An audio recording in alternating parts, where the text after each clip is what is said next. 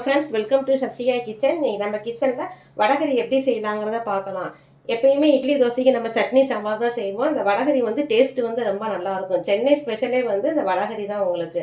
இந்த வடகரி வந்து எப்படி செய்யலாங்கிறத பார்க்கலாம். இதுக்கு வந்து நம்ம ஒரு கப்பு ஒரு 100 கிராம் கடலைப்பருப்பை வந்து ஒரு 2 மணி நேரம் நல்லா கழுவிட்டு ஊற வச்சு தண்ணி இல்லாமல் எடுத்துக்கிடுவோம்.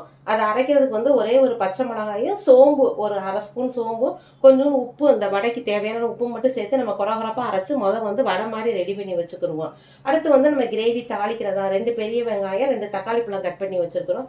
இஞ்சி பூண்டு பச்சை மிளகா இதை வந்து சும்மா கொரகொரப்பாக நம்ம இடித்து எடுத்துக்கிடுவோம். இதை சேர்த்து அப்படியே நம்ம தாளிக்கிறது தான். இப்போ எப்படி செய்யலாங்கிறத பார்க்கலாம். இப்போ நம்ம முதல்ல மிக்ஸி ஜாரில் வந்து நம்ம எடுத்து வச்சுருந்த ஒரு பச்சை மிளகா, சோம்பு, உப்பு, இந்த வடைக்கு தேவையான உப்பு, கடலைப்பருப்பு இதை சேர்த்து நம்ம நல்லா கொரகொரப்பாக அரைச்சி எடுத்துக்கிடுவோம். வடை பதத்துக்கு அரைச்சி எடுத்துட்டு நம்ம வடை மாதிரி தட்டி அதுக்கப்புறம் நம்ம கிரேவியை செய்யலாம். இப்போ இந்த மாதிரி நம்ம நல்லா கொரகொரப்பாக ஒரு வடை பதத்துக்கு அரைச்சிட்டு வந்துட்டோம். இதை வந்து சின்ன சின்ன உருண்டையாக நம்ம உருட்டி வச்சுட்டு எண்ணெயில் பொரித்து எடுத்துட்டு அதுக்கப்புறம் நம்ம வடகரியாக தாளிக்கலாம். இப்படி நம்ம எண்ணெயில் போடுறதுக்கு பதிலாக உங்களுக்கு நல்லா இட்லி பாத்திரத்தில் வேக வச்சு எடுத்து கூட செய்யலாம். இந்த வடகரி வந்து டேஸ்ட் வந்து ரொம்ப நல்லாயிருக்கும் உங்களுக்கு. சின்ன சின்னதாக உருட்டி வச்சுட்டு அப்படியே நம்ம எண்ணெயில் போட்டு பொரிச்சு எடுக்கலாம். இப்போ நம்ம கடாய் வச்சு எண்ணெய் ஊற்றிருக்கோம். எண்ணெய் நல்லா காஞ்சிருச்சு உங்களுக்கு. இதில் வந்து நம்ம எடுத்து வச்சுருந்த அந்த வடகரிக்குரிய மாவை வந்து அப்படியே தட்டி தட்டி நம்ம சேர்த்துருவோம். கொஞ்சம் ரொம்ப மொறுமொறுன்னு வேணாம், கொஞ்சம் ஓரளவு உள்ள வெளியே வந்து கொஞ்சம் நல்லா கிறிஸ்பாக இருக்கணும், உள்ளே வந்து வெந்திருக்கணும். வெந்து வடையை எடுத்துருவோம். ரொம்ப கிறிஸ்பியாக இருந்தாலும் மொறுமொறுன்னு இருக்கும். அடுப்பை வந்து நம்ம நல்லா மீடியம் ஃப்ளேம்லேயே வச்சு எடுப்போம். இப்போ பாருங்கள், கொஞ்சம் நல்லா வெந்து வந்திருக்குது. இப்போ இந்த ஸ்டேஜில் வந்து நம்ம எடுத்துடலாம்.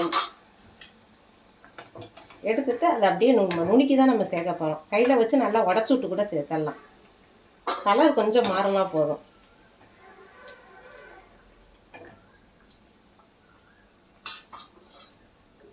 ஒரு தட்டில் அப்படி எடுத்து வச்சுருவோம்.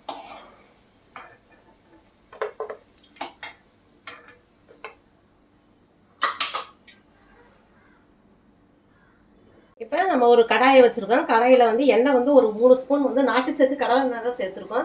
எண்ணெய் நல்லா சூடானதுக்கப்புறம் நம்ம எடுத்து வச்சுருந்த ஒரு பட்டை, ஒரு 2 கிராம்பு, ஒரு கல்பாசி இலை, ஒரு பிரிஞ்சி இலை, சோம்பு ஒரு அரை ஸ்பூனு இதை சேர்த்து நம்ம நல்லா செவக்கவும் கட் பண்ணி வச்சுருந்த வெங்காயத்தை சேர்த்து வதக்கலாம். கொஞ்சம் கலர் மாறினதுக்கப்புறம் செஞ்சோம்னா தான் நமக்கு வந்து கிரேவி வந்து டேஸ்ட்டு வந்து ரொம்ப நல்லாயிருக்கும்.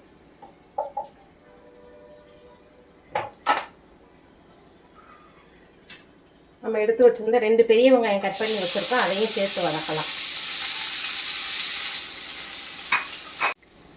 வெங்காயத்தோட கலர் பாருங்கள், இந்த மாதிரி கொஞ்சம் மாறினதுக்கப்புறம் நம்ம ஏற்கனவே எடுத்து வச்சுருந்த இஞ்சி பூண்டு வெங்காயம் இதை வந்து நம்ம கொஞ்சம் தட்டி வச்சுருக்கிறோம், அதையும் சேர்த்து வதக்கலாம். இது வந்து வாசனை வந்து கொஞ்சம் நல்ல வாசனையாக இருக்கும், தூக்கலாக இருக்கும். தட்டி போட்டோம்னா இஞ்சி பூண்டு பச்சை மிளகாயும்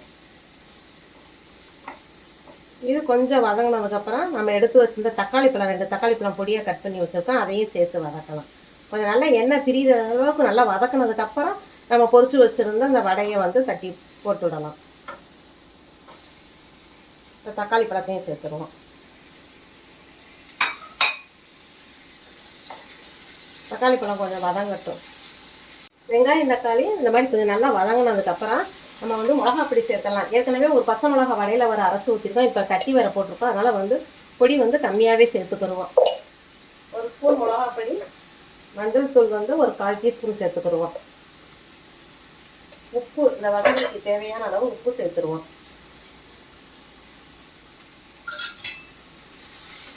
கொஞ்சம் எண்ணெய் பிரிகிற அளவுக்கு வதக்கலாம். உங்களுக்கு இல்லைன்னா கொஞ்சம் தண்ணி ஊற்றி மூடி வச்சோம்னா கூட எண்ணெய் வந்து நல்லா பிரிஞ்சு வந்துடும்.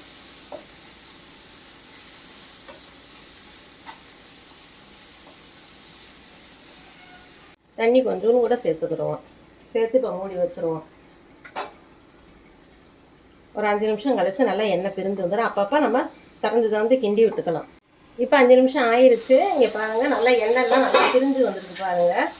இப்போ வந்து நம்ம வந்து தண்ணி வந்து கொஞ்சம் சேர்த்துக்கிடுவோம்.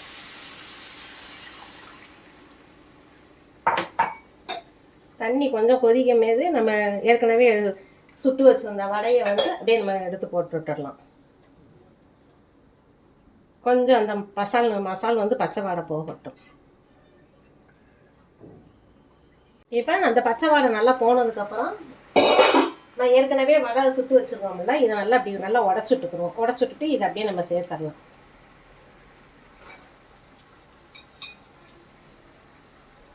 சேர்த்து விட்டு ஒரு 5 நிமிஷம் கொதிக்க வைங்க. கொஞ்சம் தண்ணி வேணும்னா சேர்த்துக்கங்க, உங்களுக்கு வடகரிக்கு தேவையான அளவு. இது போட்டோம்னே இந்த மசால் ஃபுல்லாக நல்லா இழுத்துக்கிறோம். டேஸ்ட்டு வந்து ரொம்ப நல்லாயிருக்கும் வடகரி டேஸ்ட்டு.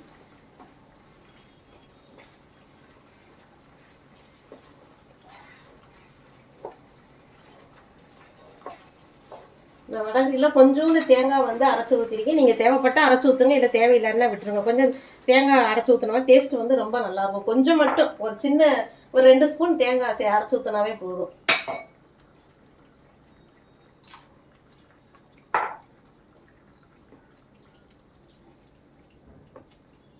இதுக்கு தேவையான அளவு தண்ணி இன்னும் கொஞ்சம் கூட நம்ம சேர்த்துக்கலாம். ஒரு 5 நிமிஷம் கொதிச்சதுக்கப்புறம் அப்படியே ஆஃப் பண்ணிட்டோம்னா வடகரி ரெடி ஆயிடும். இப்போ நம்ம சேர்த்த வடையெல்லாம் நல்லா சேர்ந்துருச்சு. இப்போ ஒரு அரை டீஸ்பூன் வந்து கரம் மசால் பொடி சேர்த்துக்கிறோம். கொஞ்சம் வாசனை கொஞ்சம் நல்லா இருக்கும். கரம் மசால் பொடி சேர்த்து கட் பண்ணி வச்சுருந்தா கொத்தமல்லி தலையை தூவி விட்டு நம்ம இறக்கிட்டோம்னா டேஸ்ட்டு ரொம்ப நல்லாயிருக்கும். இட்லி தோசை எல்லாத்துக்குமே இந்த வடகரி வந்து டேஸ்ட்டு வந்து ரொம்ப நல்லாயிருக்கும். பதம் பாருங்க, இந்த பதத்தில் வச்சுக்கணும். தண்ணி இன்னும் தேவைப்பட்டால் தண்ணி சேர்த்துக்கோங்க. இந்த மாதிரி நல்லா மசிச்சு விட்டுட்டிங்கன்னா நல்லா மசிஞ்சே வந்துடும்.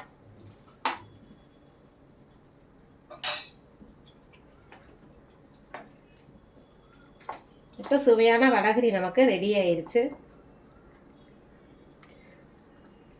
இட்லி வடகரி இந்த மாதிரி செஞ்சு பாருங்க. டேஸ்ட் வந்து ரொம்ப நல்லா இருக்கும். உங்கள் கருத்துக்களை கமெண்ட் பாக்ஸில் தெரியப்படுத்துங்க. வடகரி இந்த மாதிரி பண்ணி பாருங்கள். உங்கள் கருத்துக்களை கமெண்ட் பாக்ஸில் தெரியப்படுத்துங்க. இட்லி நல்லா சூடாக இருக்குமே இந்த வடகரி தொட்டு சாப்பிடும்போது டேஸ்ட்டு வந்து ரொம்ப நல்லாயிருக்கும். சஷ்டிகா கிச்சன் உங்களுக்கு பிடிச்சிருந்தா லைக் பண்ணுங்கள், ஷேர் பண்ணுங்கள், சப்ஸ்கிரைப் பண்ணுங்கள். Okay, by.